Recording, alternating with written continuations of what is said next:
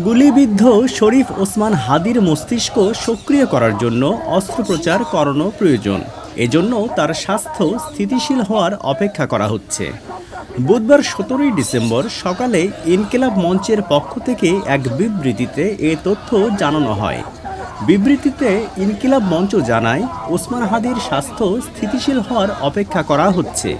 অস্ত্রোপচারের জন্য প্রস্তুত করতে হলে প্রথমে শরীরকে সম্পূর্ণভাবে স্থিতিশীল করতে হবে। বর্তমানে মূল লক্ষ্য হলো শরীর ও মস্তিষ্কের মধ্যে সংযোগ পুনঃস্থাপন করা। মস্তিষ্ক ছাড়া বাকি সব অঙ্গ সক্রিয় রয়েছে বলে উল্লেখ করে বিবৃতিতে বলা হয়, ওসমান হাদির চিকিৎসা সিঙ্গাপুর অথবা যুক্তরাজ্য যে কোনো স্থানে হতে পারে। বিবৃতিতে ওসমান হাদির জন্য বিশেষ দোয়ারও আহ্বান জানানো হয়।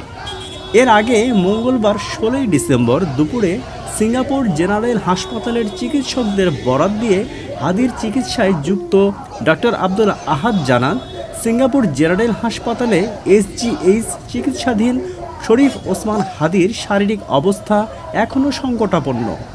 তিনি এখনও জীবন মৃত্যুর সন্ধিক্ষণে। দেশটির নিউরোসার্জনদের সর্বশেষ মূল্যায়ন অনুযায়ী হাদির ব্রেনের ইসকেমিক পরিবর্তন ও ইডেমা কমেনি। ফলে চিকিৎসার ক্ষেত্রে একটি নির্দিষ্ট টাইম উইন্ডোকেই সবচেয়ে গুরুত্বপূর্ণ ধরা হচ্ছে।